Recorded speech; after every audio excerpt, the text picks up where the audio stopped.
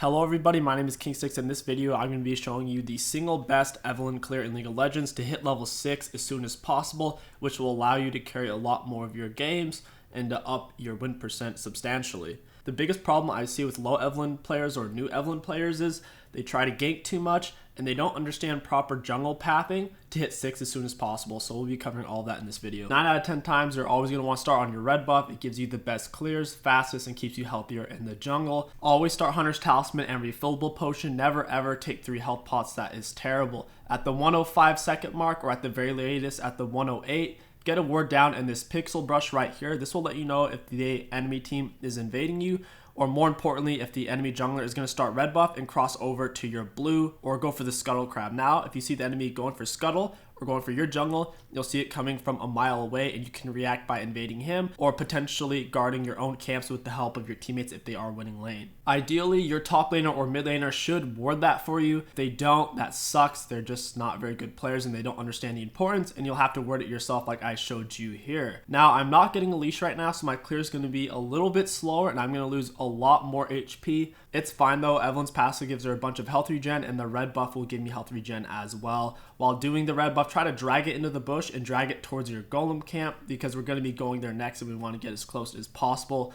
Next, slow down charm on big golem, auto the little one, and then try to Q the big golem. If you don't land the Q on the big one, that's fine.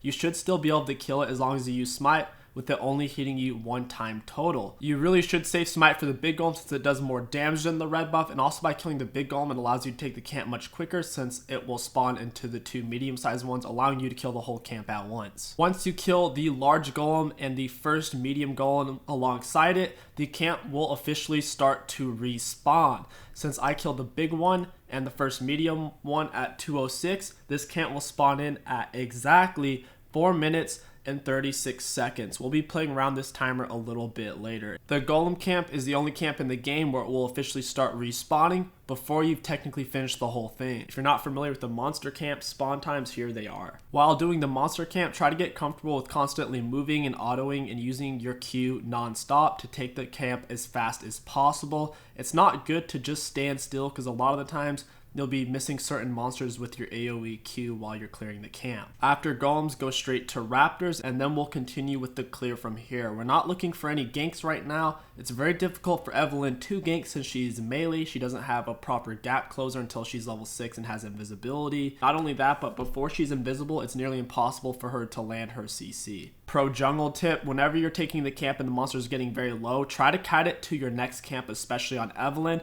And right when you get your E or when it's off a cooldown, try to use it on the monster to get to the next camp. For example, the raptor's low here, I E it, and now I'm going to move very quickly to my next camp with the 30% bonus movement speed for 2 seconds. Another pro tip on Evelynn is whenever you're doing a camp, you want to try to use your Q and E on the camp first and then your W. That way you can get your E on cooldown so you can use it again sooner.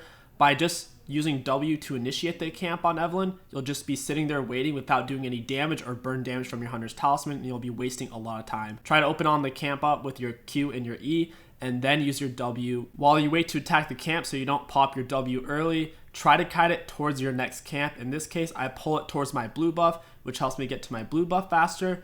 And I also take less damage from the camp itself since I am running away from it while my W is materializing. The next big tip for clear speed is clearing your gromp and blue at the same time. After you've aggroed your blue buff, attacking it with your Q and E, try to make it over to your gromp. Meanwhile, you can still be queuing your blue buff. Right now, I should have been queuing my blue buff to do extra damage to it. Instead, I run up to the gromp, auto Q, and now I want to try to drag them together as close as possible without either one of them resetting. So right now, the red buff is on red right now. It is about to reset, so I'm favoring it side slightly.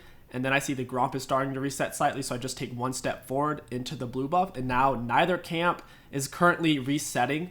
I am in a good distance with both of them. The way you do this is blue buff, you can pull out a lot farther before it resets than gromp. So you typically will pull out your blue buff a lot closer to the gromp than you're going to be pulling out your gromp to the blue buff. You want to use your charm whenever your Q and your E are both on cooldown. So in this case, my Q and my E are both on cooldown and I'm just autoing the blue buff. So I drop my charm on the gromp. I'm going to proceed to hit the blue buff and use my Q through the blue buff to hit the gromp to proc the charm, and whenever you proc the charm, it gives you quite a bit of mana back.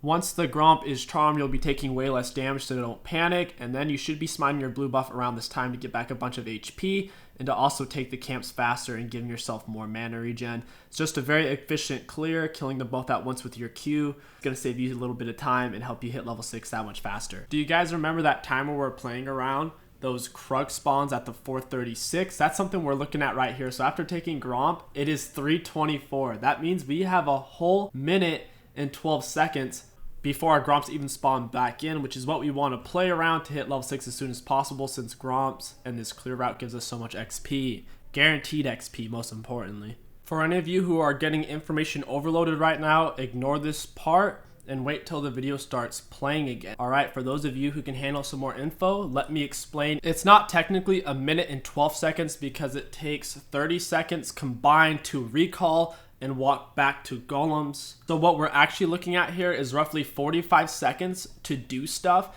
after Gromp before we need to back to reach golems on time. The way I prefer to spend the 45 seconds is typically taking Scuttle Crab and then taking the enemy's golems. Most junglers won't take golems because they're very difficult to take early on. And you should already know if the Scuttle's still up from the ward that we placed at the 105/108 second mark in that pixel brush. So if the Scuttle's already taken, we can just go take golems and gank and recall. If not, I would suggest taking Scuttle, then golems and recalling. You don't have time to do Scuttle, golems, and gank.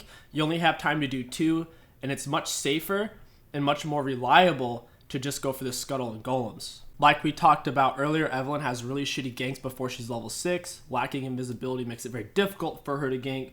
And she also has very high clear speeds, so it's much more reliable and safe to avoid ganking top lane. The enemies won't know where you are if you don't gank top. Of course, after Scuttle and golems, if the enemy top lane is pushed up really far and they're very low on health and it's a guaranteed kill because they're just so low, go for it, obviously. Majority of the time, that won't be the case and you'll just be recalling at this point. The items you buy on your first back is really up to you. I made a video about it on what I prefer and what I think is best. In this case, I'm just going for the Dark Seal, Blue Smite.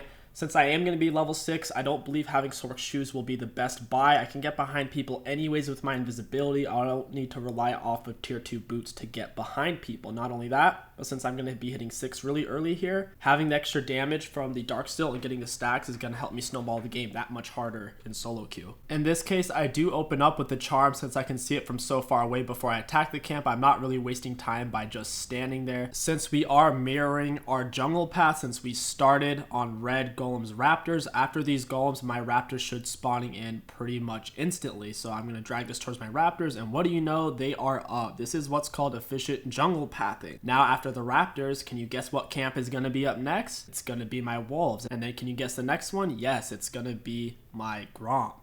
After your wolves, you will be level 6, and this is without any ganking, without any kills, without any assists, and without leeching a single minion XP. I turned off minions for this very reason in the practice tool. We are reaching level 6 before the 6-minute mark. Absolutely no minion XP leeching. That is phenomenal. Hitting level 6 before the 5:44 mark. At this point, obviously, you won't be backing. Most likely, you will be invading the enemy at their red buff, just depending on what camp they took. You'd be able to tell because it would show up gray at the 1-minute mark, and then it would show up as yellow at the 20-second mark. You could easily find it through that way, even if you weren't warding their jungle. If for some reason invading the enemy jungler isn't an option, you could easily gank top or mid lane at this point.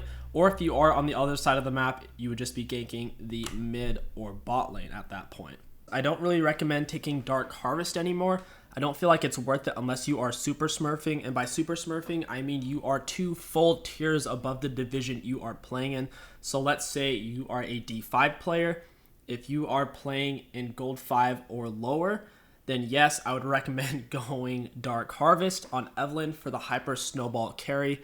Otherwise, with how much Dark Harvest has been nerfed, I personally am not taking it very often, and I wouldn't recommend anyone else do it unless you are super smurfing. And if you're super smurfing, you probably wouldn't be watching this video. There's 2 things I want to mention before I wrap up this video, primarily for the 10-minute mark. I'm sorry guys, I really need that. And those 2 things are quarterback. If you guys aren't already a part of it, you should definitely join to help make our club #1. If you're wondering what's in it for you, you get to compete with and against other YouTubers and clubs to show your dominance as the #1 club. You can earn trophies and points along the way, and once you build off enough points, you can use them to buy skins or champions. There are extra rewards for people who score at the top of each club from quarterback, Plus, I personally am giving away rewards to my top scoring quarterback members. For more information, check out my Discord and go to club battles, and I'll leave a link below so you guys can join the quarterback club. Also, if you guys haven't heard, I now have a Patreon with various rewards. One of the main rewards I have right now is video games for scholars every single Monday.